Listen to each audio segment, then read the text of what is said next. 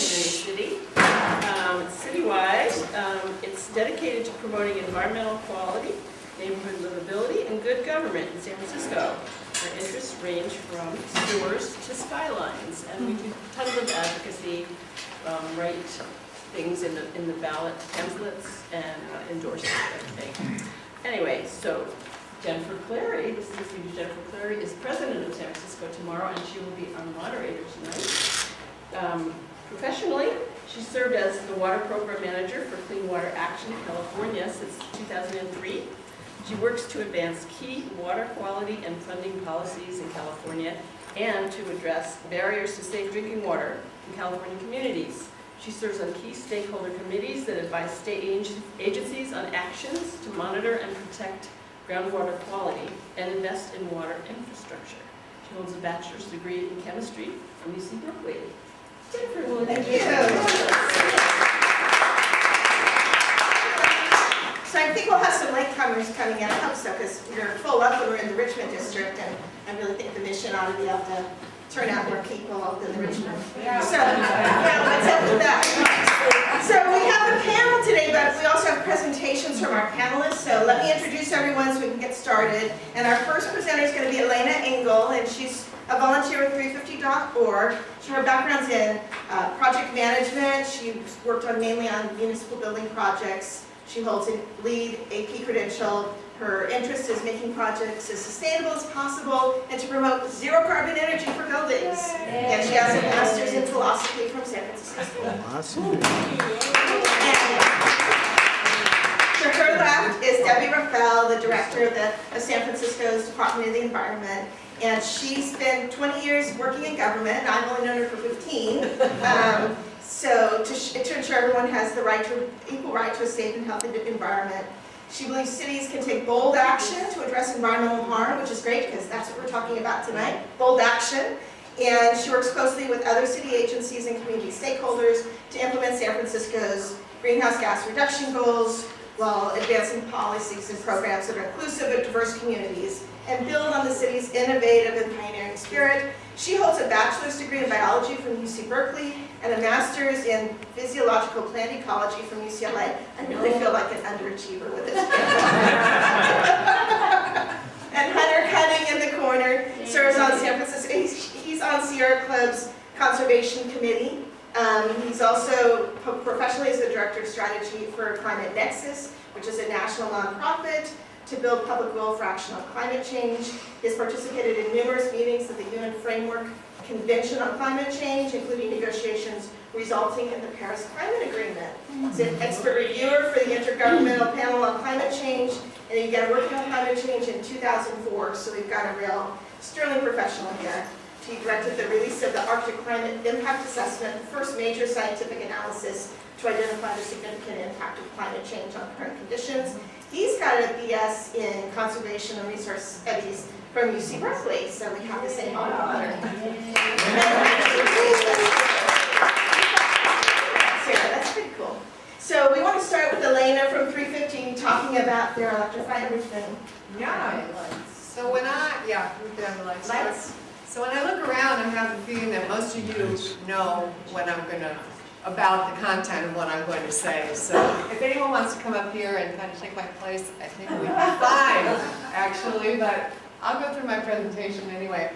So yeah, I'm a volunteer with 350 San Francisco. Most of us are volunteers. We're mostly a volunteer organization. We have very few staff.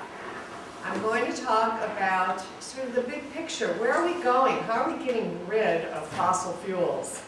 And not only sort of big picture, but also our everyday lives. When people say, gosh, what can I do about the climate crisis? The answer is a lot right now, because we're very lucky. We live in California where there's been a lot of legislation. There's been a lot of ways in which we're able to do things. And I think we haven't, as just regular people, we haven't always caught up with what's happening, what has been allowed, what has been provided by the legislation. So I'm going to talk on both those levels.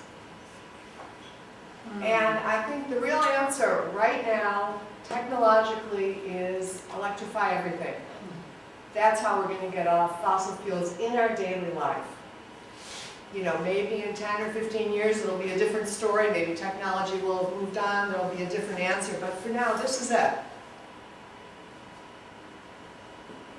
So, what is that? Yeah, this is the atmosphere. This would be the Earth, this is the atmosphere. It looks kind of tiny, small, and a little bit fragile. And that's what we're filling up with carbon. And that's what's the problem.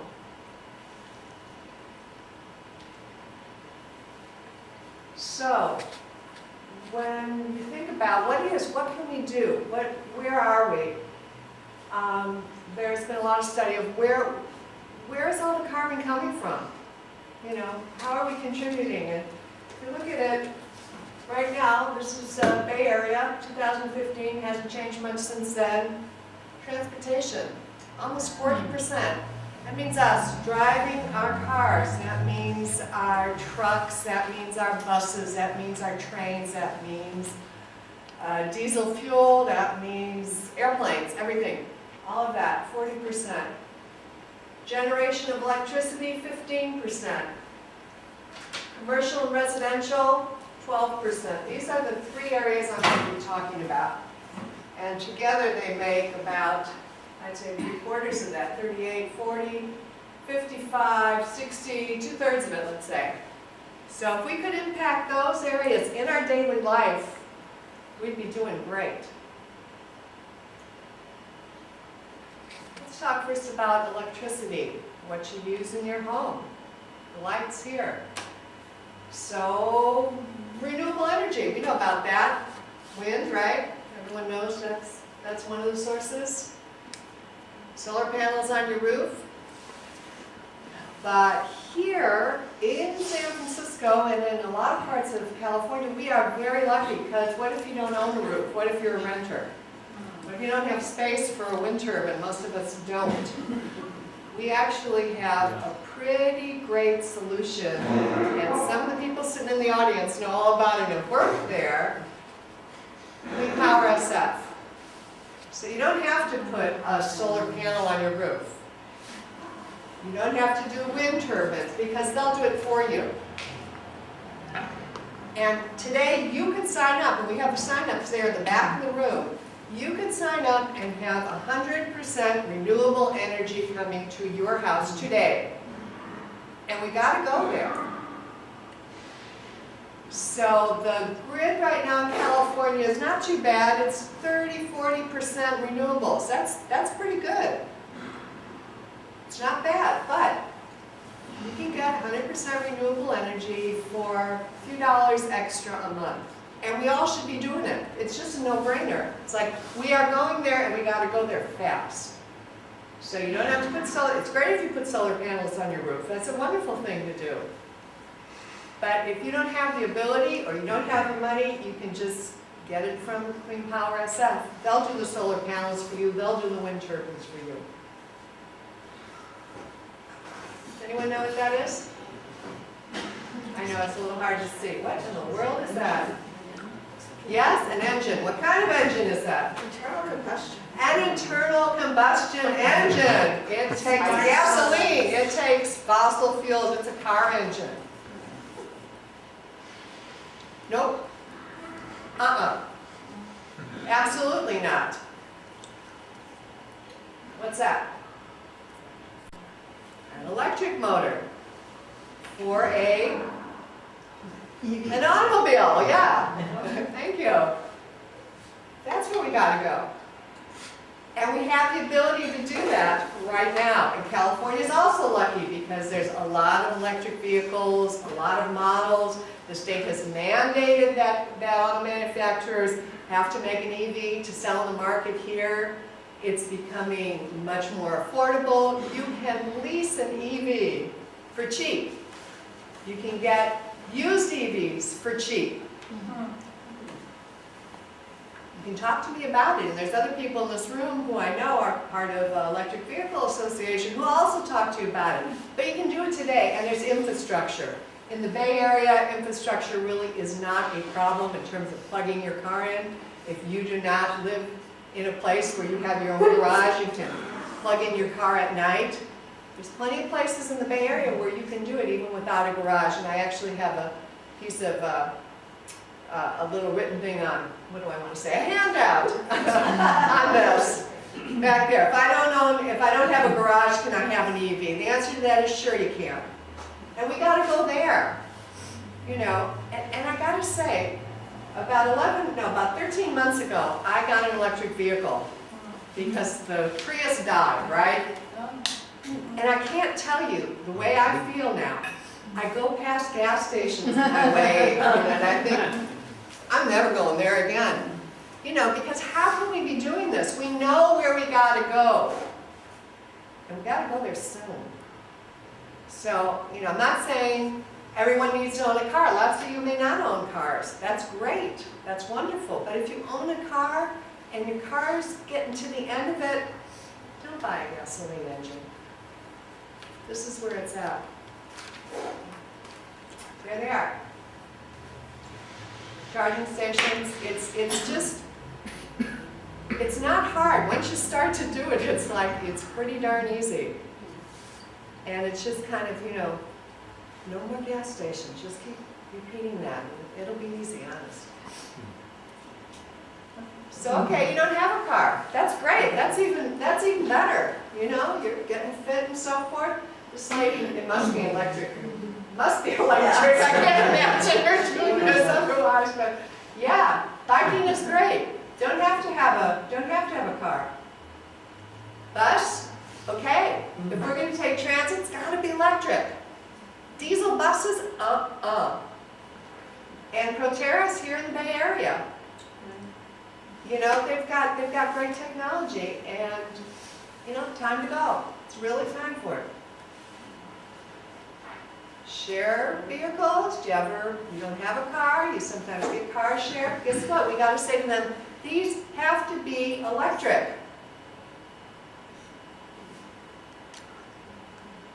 Uber, Lyft. Guess what? Got to say to them the same darn thing. And in fact, there is some legislation. Yeah. We could say a lot of things to them, but just in terms of this, whatever their business model is, I want them to have electric cars. And in fact, there is some legislation that was proposed by Nancy Skinner at Berkeley to say that by 2028, all ride-hailing services need to have electric vehicles, and she's putting some money behind it so that the drivers who are not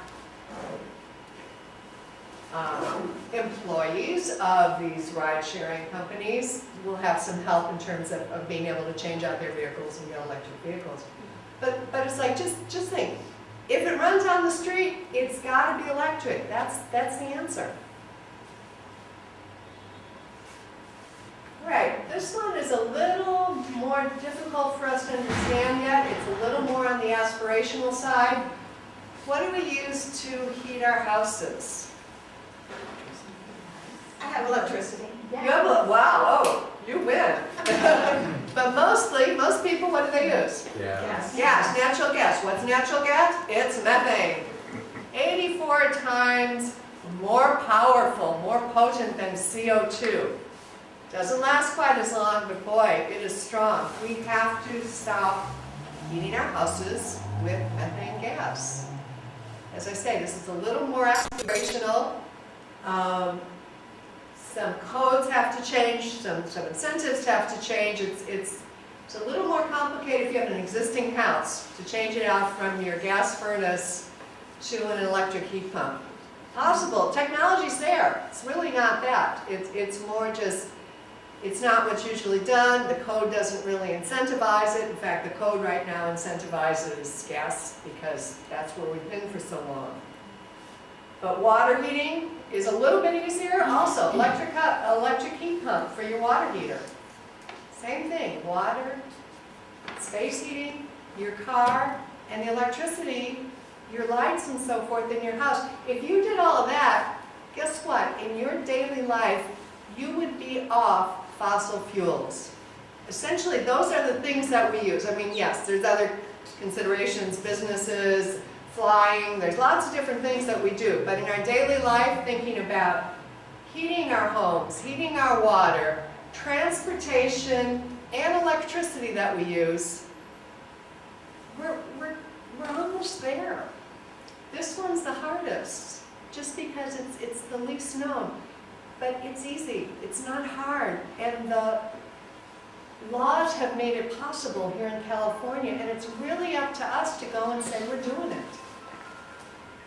So, I couldn't even find some place where they didn't show solar panels, but they said we have a CCA, because that's, you know, it just wasn't on the net. But just imagine, you could have solar panels, or you could have clean power SF. You can have an electric vehicle, you plug it into your 100% renewable, and guess what? Your electric vehicle is running on 100% renewable energy. Electric heat pump for your water heating, and electric heat pump for heating your house. You'd be there. That's my story.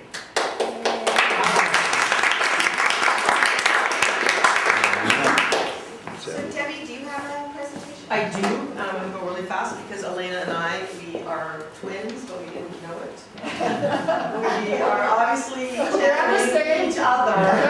Channeling. But the theme of tonight is electrify everything. So it's not an accident that we have similar presentation styles. So I'm Debbie Raffel, I'm the director of San Francisco's Department of Environment. Some of you heard me speak at our last San Francisco Tomorrow gathering, which was amazing and inspired me tremendously. So thank you for coming out tonight. A couple of the slides are the same because I want to set context, but then I'm going to focus very much on the same theme of what Elena was talking about in terms of what do we need to do and what is the city doing along the lines of electrifying everything. So, all right, city has very aggressive greenhouse gas reduction goals. By 2017, by the end of last year, we were supposed to be at 25% below 1990 levels. Our goal to be Paris compliant is 80% below 1990 levels. People are saying right now that's not enough, we need to be carbon neutral, but nonetheless, this is the Paris compliance pathway that San Francisco has signed on to, that the Board of Supervisors has adopted in policy. So how are we doing? We're actually ahead of schedule. It turns out this is in 2015, so 2 years ahead of schedule. We were 28% below 1990 levels. And my favorite part, this is my favorite slide of my life. I show this anywhere I can because it basically is a big screw you to Donald Trump.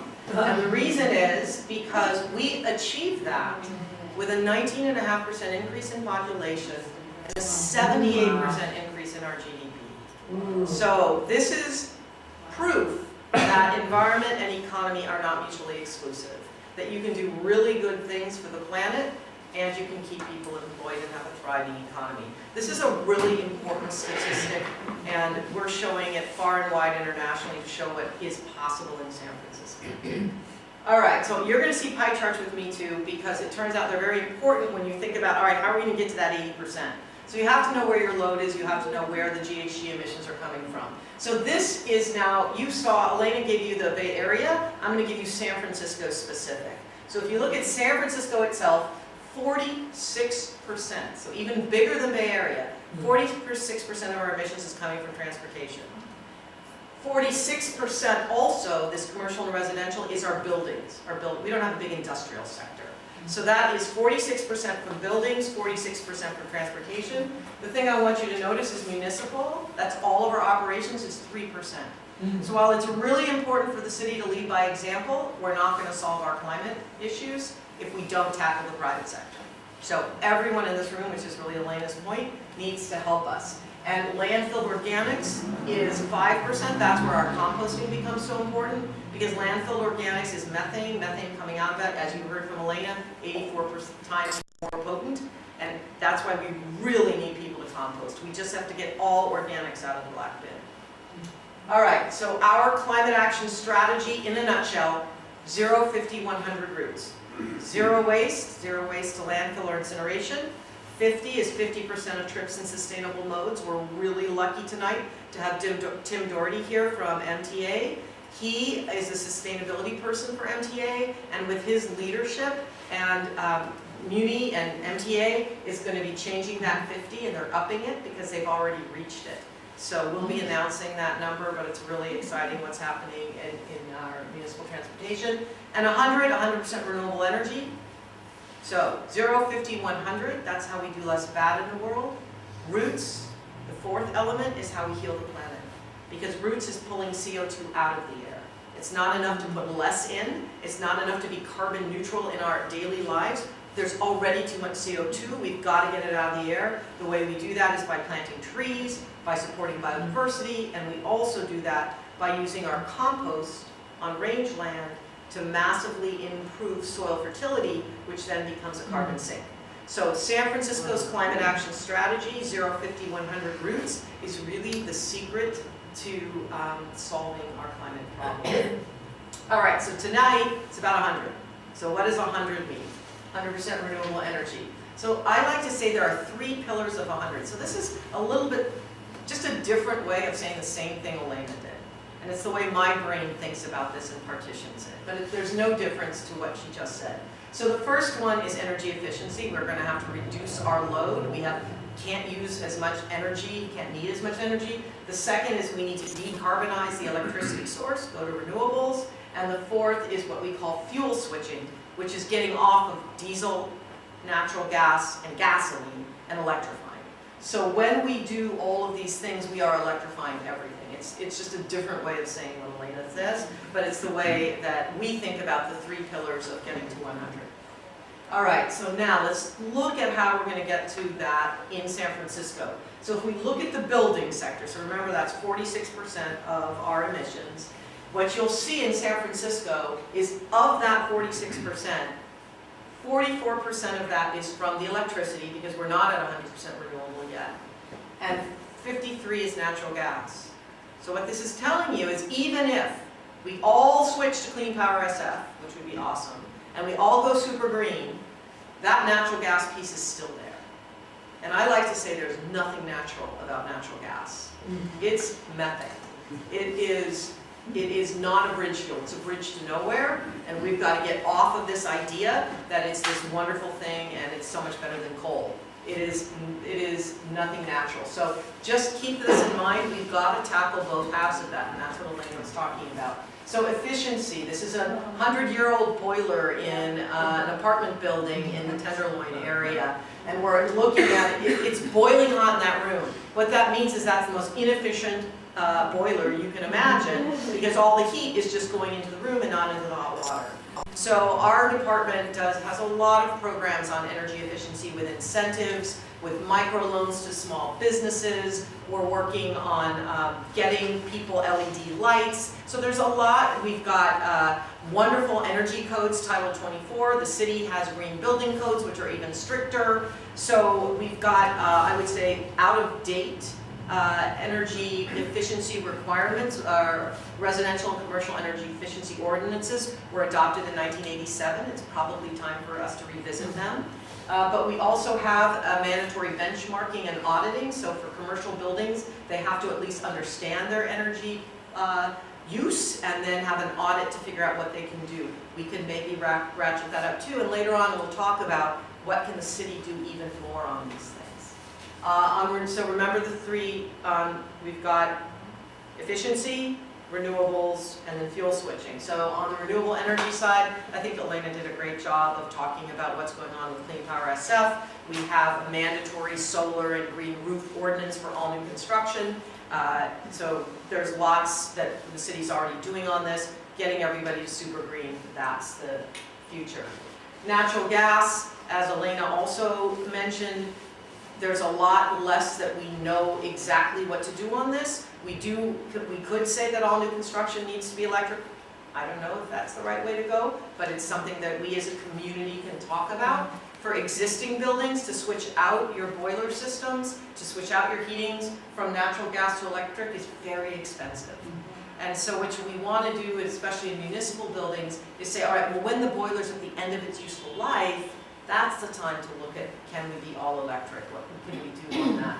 It turns out that the leakage from natural gas is incredibly significant as well. All those pipes that are underground leak, and that leakage is so significant that actually when EPA, which they don't do, if EPA took into account all the leakage in the system of natural gas, from drilling the wells to transporting it to your meter, natural gas would be as dirty as coal. Really? Okay, so that's the ugly secret about natural gas that we need to get out for what is the true cost of natural gas. And the cost to fix those leaks are ridiculous. The expense of a PG&E to fix its leaks. So rather than invest in those new pipes, let's just electrify. All right, the transportation sector. This blew me away when I saw this. This is the pie chart for San Francisco. Okay, where are those 46% of emissions coming from? 91% of the transportation emissions in our city are coming from us. They're coming from private sector vehicles, cars and trucks. You look at Muni. Muni is 1.9%. So Muni has the best mix of electric and zero emissions vehicles in the country. Now they've got a few, they do have some renewable diesel buses and renewable diesel hybrids. They've written a grant to test out those buses to get 9 all-electric buses, so let's cross our fingers that they get the grant. But they are trying hard to get to zero. They're a tiny piece of this. I mean, wouldn't it be awesome if BART was all electric? Again, great, 5%, we'll take it. But really, we've got to get to the private sector. We've got to get people off of gasoline and diesel.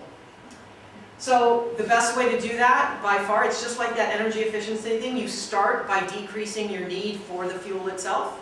And so, of course, we're a transit-first city. This is one of my favorite slides, too, because it shows all the different kinds of transit that we could have on Market Street. And I think the MTA has done an amazing job on Market, sort of leading by example with really creative ways of designating bike lanes. And my favorite statistic here is that before they started, there were 5 cars to every bicycle, and now there are 5 bicycles to every car at rush hour. So that's an amazing statistic. And that doesn't happen by accident. That happens because MTA is intentionally trying out new things and creative things to get people out of their cars. So Market Street, to me, is an incredible example of what can be done when we work together. And just like Elena said, we're not going to get rid of private sector vehicles, right? Or we're going to have rideshare. It all has to be electric. We've got to get off of gasoline and diesel. And there's a lot going on in the city with that. One of the things that my department and MTA and PUC are working on is a roadmap, a strategy for electrification. How are we going to get more publicly available chargers in so that the people who want them, especially in multifamily units and apartment buildings, how can we make it easy on everyone to buy an electric car? Because the prices are coming down, the availability. I have a Bolt. I love my Bolt. I have 240-mile range. It's just incredible.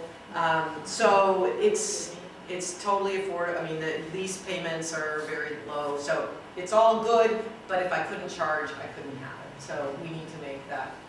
We have a new ordinance that we worked on, the Department of Environment, all new construction. Every parking space has to be EV capable. So it's, you know, again, new construction, we got it kind of wired. It's after that. All right, so what you can do, my last 2 slides. So of course, this is, you know, what Elena said, be efficient, turn off lights, buy LEDs. We've got a big LED program we're doing right now where we're giving away LEDs to affordable and transitional housing. And it's just amazing what a difference it makes to a person in a wheelchair who can never change their light bulb, but you give them an LED that's going to last for 10, 15 years with better light quality, and it's amazing. For me, it was incredibly moving to see what something as simple as that can do to someone. We can all do LEDs. And if you're interested, if you live in an apartment building and you think that it probably could do better on energy efficiency, give us a call. We have people who go out and do free audits of apartment buildings and then tell the building owner what the incentives are and put packages together for them. So if you live in multifamily and you'd like our help, please let us know. Likewise, if you live in your own home and you'd like some help, let us know. Go super green with Clean Power SF. Oh my God, that's the easiest thing to do, and it's so wonderful. Get out of your car, and if you have to have a car, electrify it.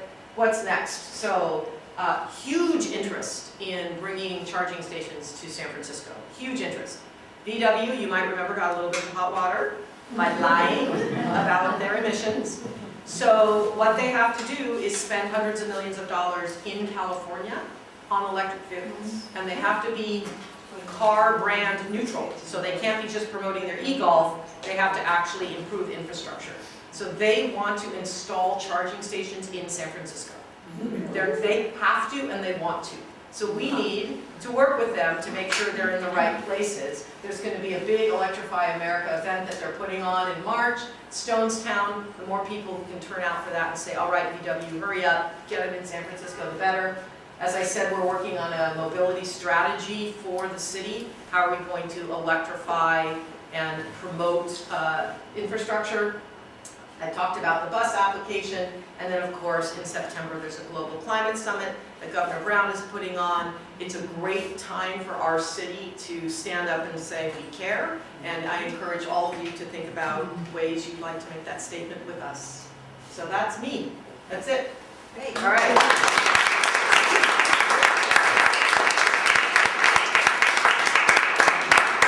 So the title of this forum was Pushing the Envelope. So we have Hunter here to talk about pushing. Yes. I think I would be the most unpopular And you speaker do, and just to today. say, you don't have a presentation, I right? have You do. 2 pictures, Okay. possible. Peter Carroll. Thank you very much.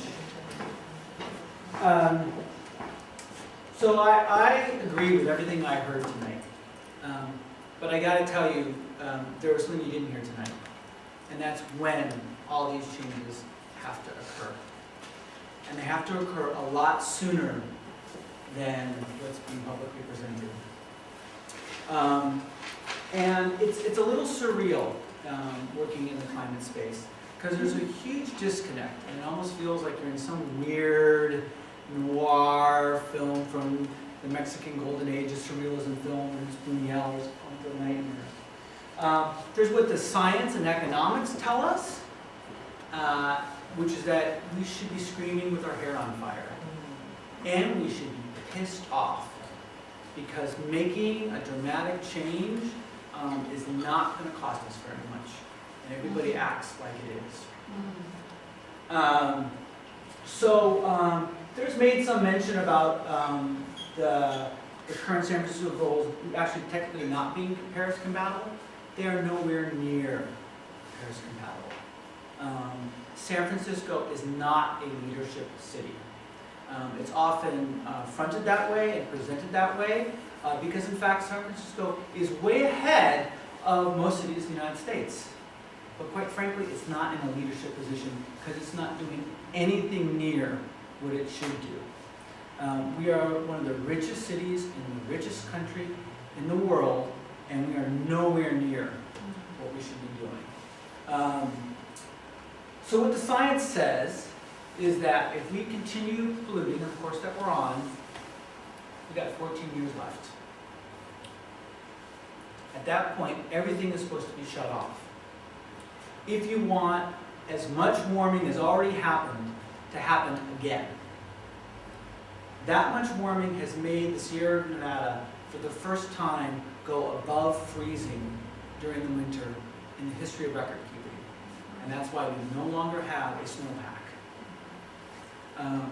Superstorm Sandy, the storm surge during that storm was elevated by sea level rise to date and caused $2 billion of additional damage. So that's just with the warming to date. This is the carbon budget that we have left if we want to have yet again as much warming as we've already had, which some people would say is already very costly. So what do you need to do against this? The entire world needs to be to zero pollution by the year 2050.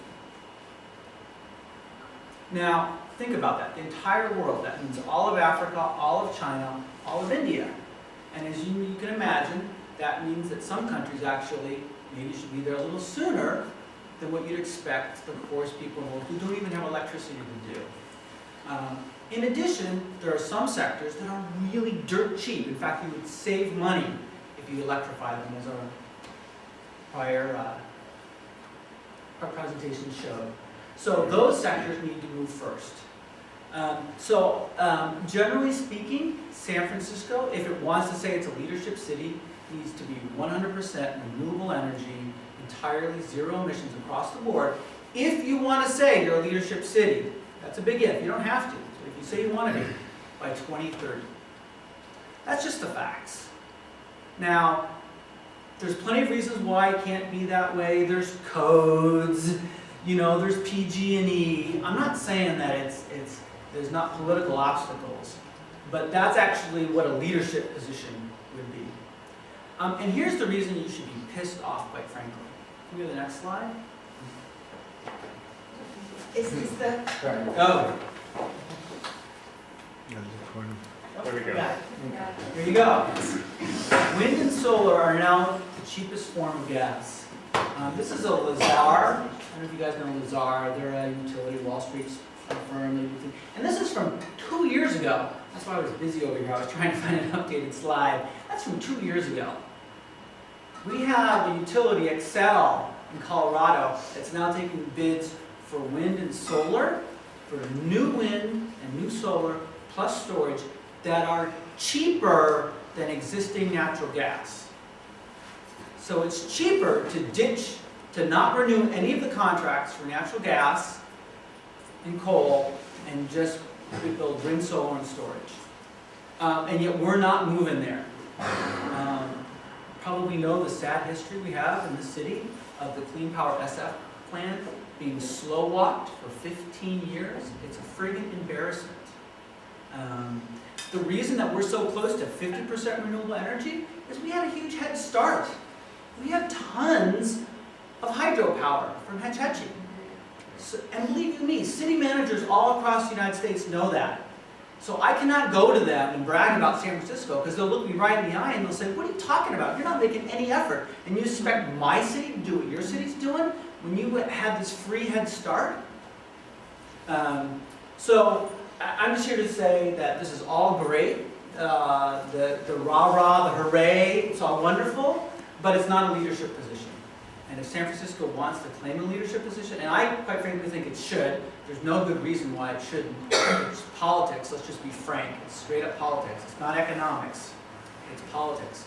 And so there's an old saying, where there's a will, there's a way.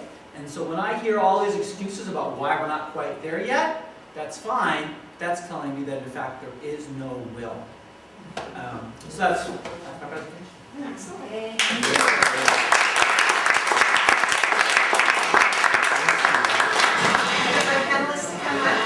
And can we turn off the projector? Yeah, that'd be great. Just let's get your eyes. At least close the. Great. So our goal tonight is to engage you in the conversation a little bit. So what we really want to talk about is how we push the envelope, how we can make things move more quickly to where we want to be. And so if anyone has any quick comments or input from the presentation we just had, feel free to raise your hand. Otherwise, I'll get started with my list. Gentlemen. Question of Hunter, how can stuff be so much cheaper when the political will in this whole country is against that and is for fracking? Allowing fracking, how can renewables be cheaper when natural gas gets cheaper from all the fracking and they're trying to make solar more expensive? I don't quite get.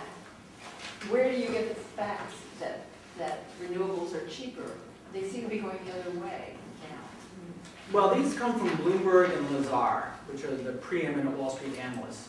And what they do is they actually track bids that are submitted. So utilities across the United States put out bids, right? They say, we need so many megawatts coming up in the next 10-year period. They're doing their resource plans. And they put out bids. And people put the bids in. And wind and solar and storage are consistently coming in across as the cheapest bid. So that's where the data comes from. Thanks. Anyone else have a? Well, the elephant in the room is why are we stuck? And it is the corporate structure and the inability for politicians to do anything more than what they can afford to do for their backers. So we really need to address that the world is not a resource, it is source. and that philosophy needs to shift for the real change to happen. So, and I think the bottom line is actually that we like the idea that we own the earth, period. We can become sharers with agreements, and that can work. Sharers with agreements. Anybody else have a comment? In the back. Yeah, you mentioned that San Francisco is not a leadership city in improving the environment. Can you give an example of a city that is? There's not many. I think right now, the city that's actually pushing out the strongest is New York.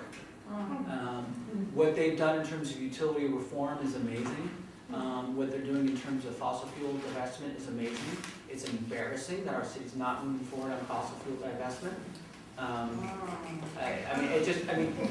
You can just go right down the line. It's embarrassing that we've added 50,000 gasoline burning cars to our city streets through Lyft and Uber, and we just let that happen. And then other cities have gone much further in getting renewable energy across the entire city. The slow walking of Clean Power SF is, again, just embarrassing. So those are examples I would give. Okay, I'll go in the back and then you, Lois. It's a small example, but it's not a sequel to an inconvenient truth. You have Georgetown, Texas, which has got 100% renewable, and you can't claim that there's political will to do that in deep red Texas. And an oil country. And it's a small town. It's cheap. It's easy, but it is cheap. And I think your point is that really it's politics that are keeping it expensive, or have kept it expensive. It's not that it's expensive, it's politics that are just blocking Exactly. movement forward. Exactly, because, and I think another big thing that needs to come into the equation is the public health cost of continuing to run polluting technologies. Absolutely. And this was one thing I thought that when we got some form of public health care, when governments have to pay for health care more, then they will also have an incentive to decrease emissions and reduce asthma deaths and pneumonia and all of these problems and things like that, and along with other obesity issues and on and on and on. But I think those things actually work together, and there's a lot of synergy there, and I'd like to see that come into the conversation more often. I just, I would sort of like just to take these comments and look a little bit more forward, like, so what can we do about the lack of political will? To me, that's the question of the day. And because this person here can only do what the mayor of San Francisco provides headroom for doing, quite frankly. And so I think the next mayoral election that we have here in the city coming up in June is a critical moment.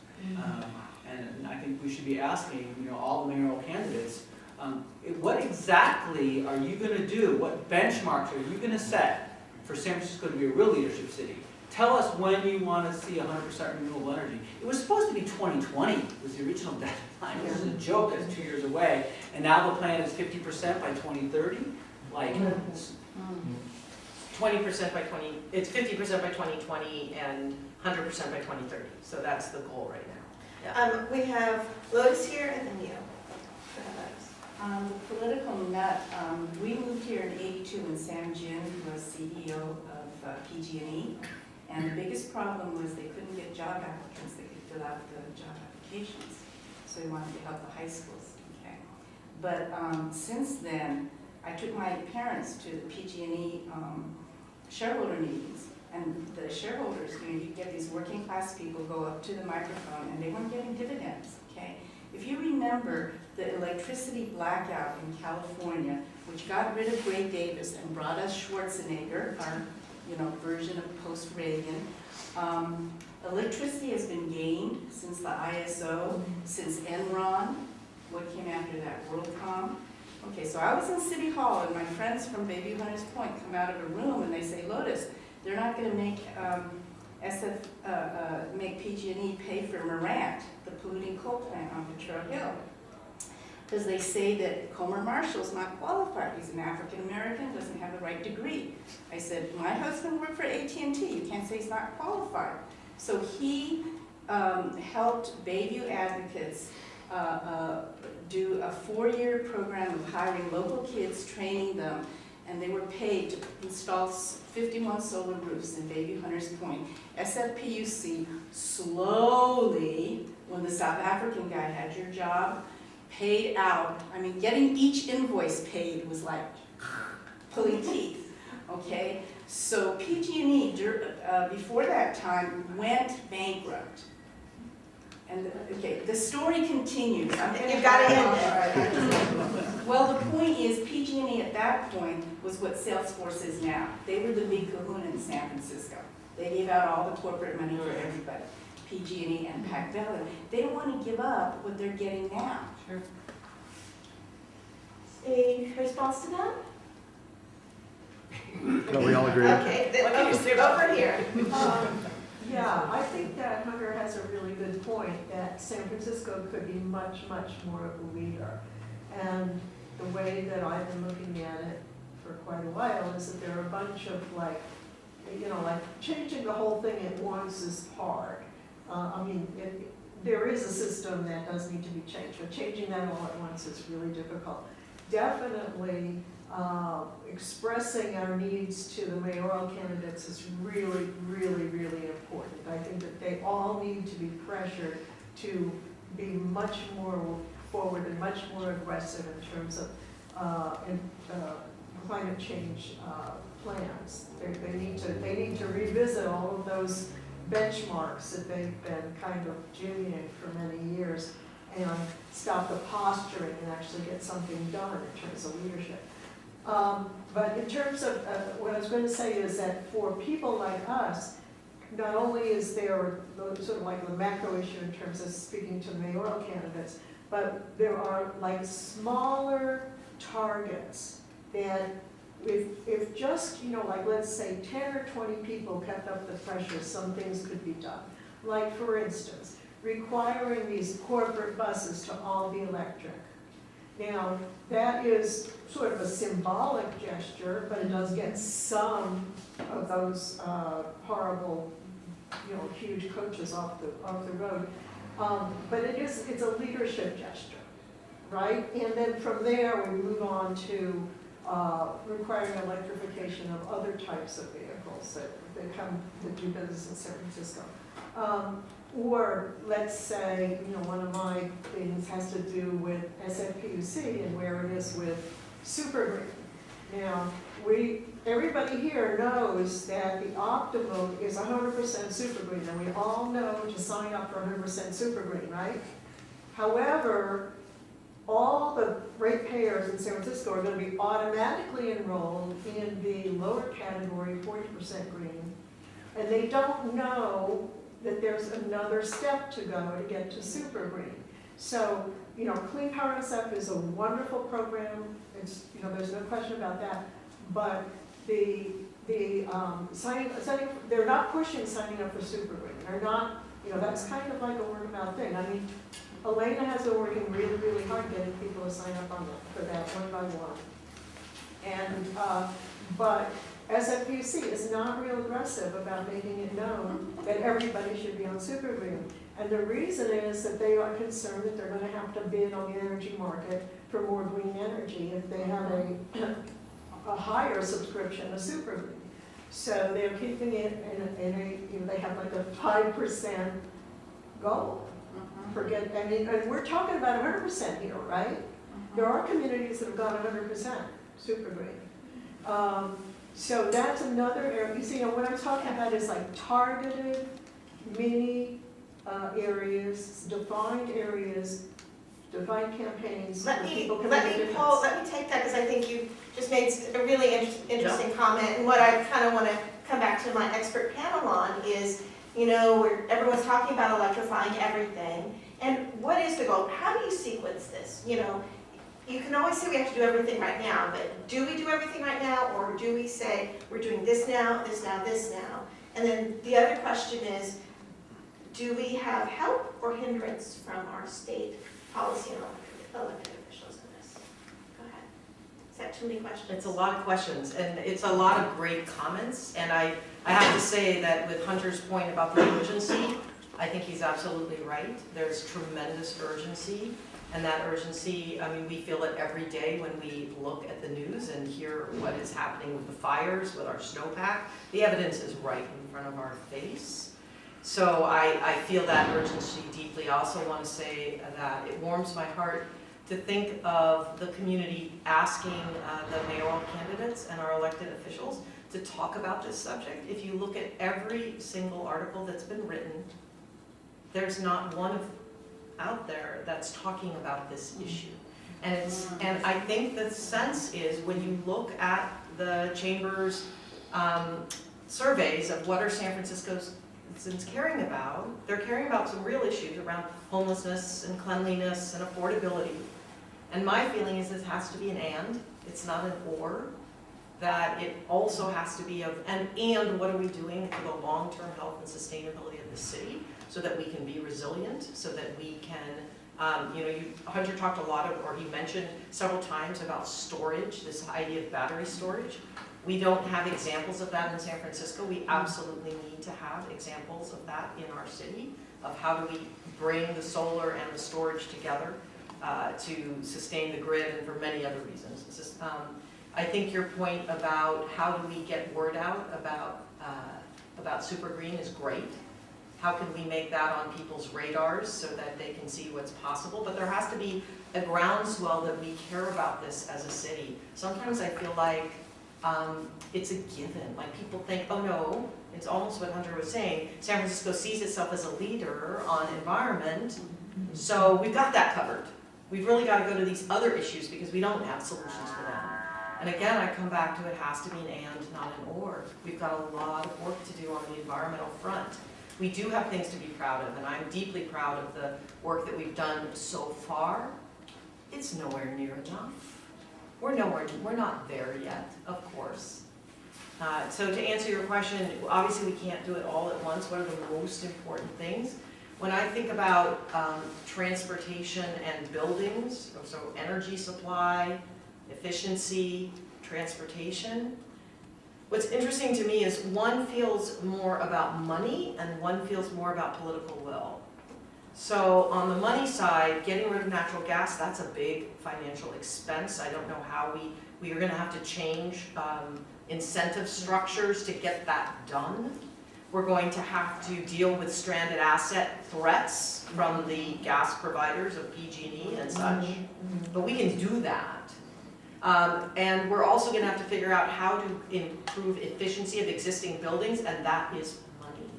So that's that. On the transportation side, I see that as a lot of political will.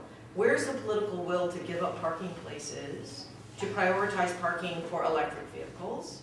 How do we make sure that the disadvantaged communities can benefit and have those electrified vehicles? Do they even want them? How do we make them attractive to communities that don't see it as part of them? How do we get people out of their cars and invest in transit? You mentioned, we all mentioned the ride share. You know, how do we get the CPUC to allow us to regulate them? You know, New York State has a lot more power on these things than we do, but how do we not accept that?